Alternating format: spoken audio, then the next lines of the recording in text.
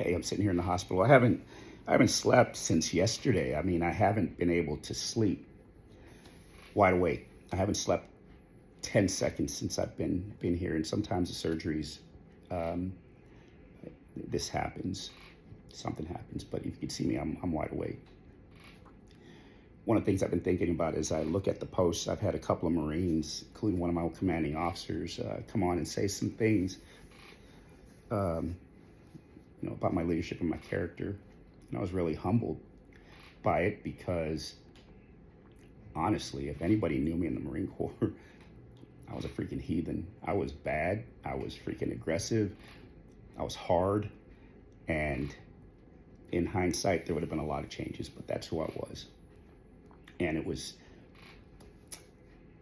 it was an honor that I would see folks saying those types of things about me. And every Marine wonders how they will perform in combat when they haven't been in combat. It's February 24th, 1991. I was with 1st Battalion, 6th Marines. We were forward deployed in the desert. We had left Okinawa and deployed by ships to the Persian Gulf. We landed at Ras Al Ghar, a port in Saudi Arabia. We dismounted from the ships and acclimatized, and then immediately began deploying out in the desert. We were tactical the entire time, and we saw Iraqi forces patrolling in the desert like really early. You'd have NVGs on, and you'd see them. But on February 24th, 1991, we began the assault into Kuwait, and it was something else. So we rehearsed it. The engineers had made a mock-up of the 2 belts of minefields that we're going to have to cross through. So they used MICLICs, which are mine-clearing launch freaking cables or something. But anyway, they're an explosive device that gets shot out. It's a long, hose, but it's kind of a flat hose. It's full of explosives. It's shot out like artillery. It goes out, it lands on top of the minefield, and it detonates. It leaves a huge crater. And at that point, vehicles can go through. The challenge with that is that some of the heavy vehicles tend to make those mines vibrate and go back into the holes, and they're still alive. So 0400, we begin the assault. We were in the attack position, which was about 6 miles away from the Kuwaiti border. It was dark, man. We were tactical. We left. The infantry was ahead, and then the logistics train was kind of like in between, in this middle between both flanks. We were formed kind of like an arrow on the assault. So we get to the minefields, and at that point we have to break out compasses. And the compasses, we had to hit certain azimuths as we shifted. So the engineers put flags up in lanes, and I want to say I was in red lane 1, if I remember right. You hit your lane, you see the flags, and your vehicle, you hit another set of flags, you got to shift over, set a new azimuth. At the same time, you're trying to stay between into the lane so you don't go off into the minefields. And then you hit another flag and you're setting another azimuth and heading straight. This is all in the dark. There's no cat eyes, it's straight tactical. And the next thing you know, when we're in between both the minefields, on my left flank, I want to say it was Alpha Company. They were hitting the Amtraks were hitting mines that were going down into back into the ruts. So Captain Gauthier decided to dismount his company, and they start walking through the minefields. Now this kind of changed things, because now on our left flank we ain't got grunts, man, you know, and I look over on the left flank and I see Amtraks on fire, and then as you go forward, you see a company commander leading his Marines through a minefield. And Captain Gauthier was someone I didn't really like very much. He was a really young looking guy, kind of arrogant. I didn't like him. But after I saw him leading his Marines in that minefield, that respect that I had for him at that point, all the company commanders, man, all of the platoon commanders, all the staff NCOs, dude, the leadership was off the charts in 1-6. We had Lieutenant Colonel Jones. He was a Vietnam vet. He can outrun all of us. He was just hard, and he knew all of us by name. Lieutenant Colonel, he was just brilliant. He was just, and very, very passionate about us. When the first Marine got killed, he broke down. He loved us, and we loved him. And I'll tell you, there was going back to the minefield, because I'm rambling a little bit. So we stopped the assault in between both the minefields, and we began processing at EPWs, which are enemy prisoners of war. They were coming out and they were surrendering. And I remember one situation where it was a brand new Marine. We had just stopped the assault, and they came out surrendering. And this one Marine, it was an accident, but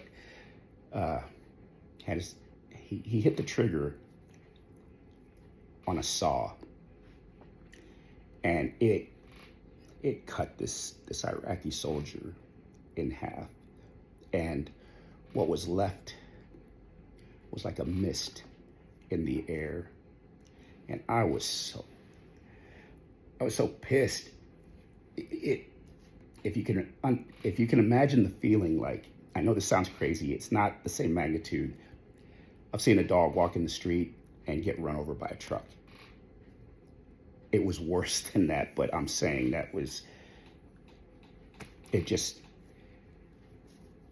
anyway, so we started processing EPWs, and as we're doing that, this mortar attack started. The Republican Guards started hitting us with mortars, and they started hitting us really, really hard.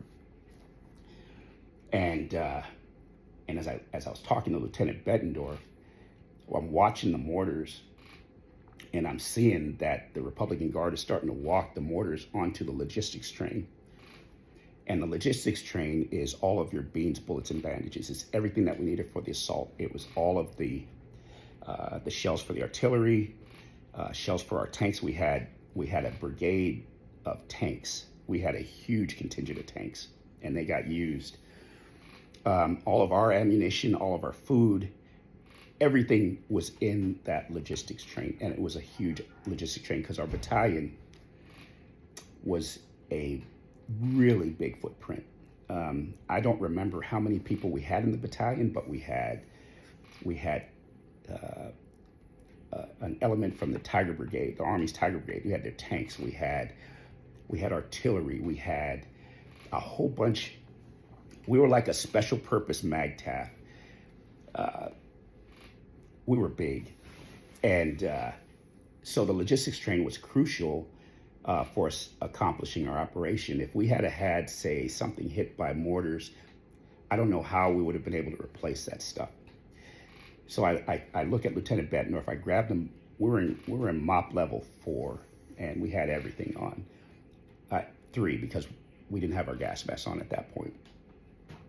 And I pulled him, and I said, "Sir, they're walking mortars onto the log train." And he says to me, "Well, the colonel wants us to process these EPWs." And I looked at him. I said, "I'm moving the log train, sir." And I got up, and you had to see there was mortars going off everywhere. So we run over. I start running, and I hear this noise behind me, and I look back on both sides, and I see my platoon commander. I see like Dunlap, Hannah, Fernandez, and some other guys that got up and started running through that with me. And we get up to the log train, and the Marines in the trucks are frozen. The vehicles are starting to get impacted with shrapnel. And so we just told Marines, start cranking up the vehicles. And I just started pointing, move your trucks. And it seemed like it was taking forever. And we moved the log train out of the impact area, which means that the Iraqis would have to make major adjustments to their mortars and begin the process of having to walk them again, which didn't happen because at the same time that this was happening, the battalion commander called back and told us to help the corpsmen set up a triage for inbound friendlies and EPWs, wounded Iraqis too. And so we began doing that in the middle of a huge mortar attack. And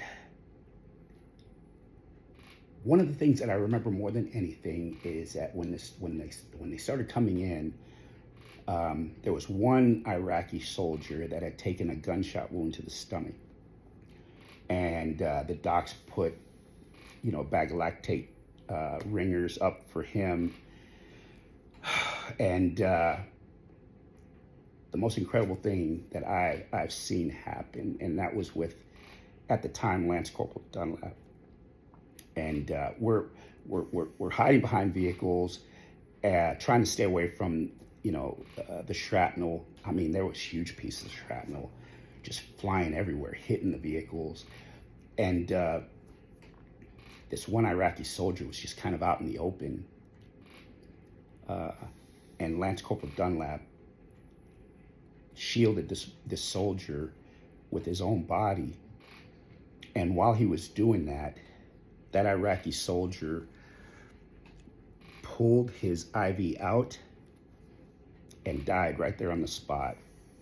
He just decided that he didn't want to live anymore. And I didn't know that was something that was a thing. After that, we began the assault, and after everything was done, and we just were telling the Iraqi soldiers just to head south towards Saudi Arabia, and we began the assault again. And we did what was called movement to contact operations, and we were moving so fast. And the helos were so low. I mean, we had Cobras on our flanks. We had Hornets flying 300, 400, 500 feet. And they were hot, man. And they were hitting objectives up ahead of us. It was freaking fluid.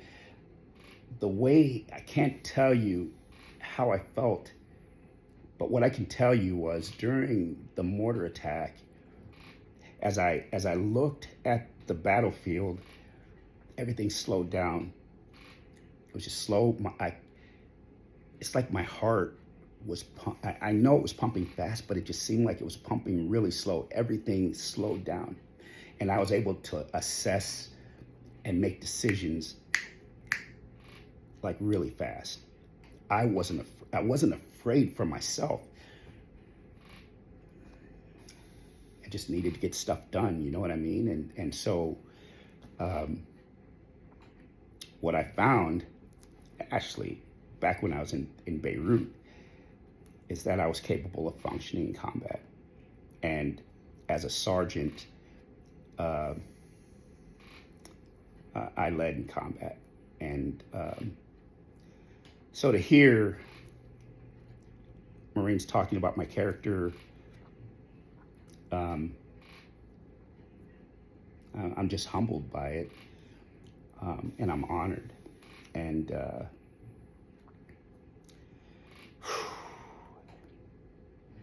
think that people think of you like that.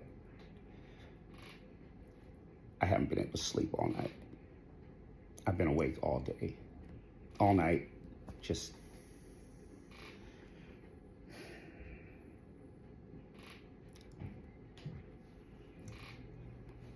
Take care, folks.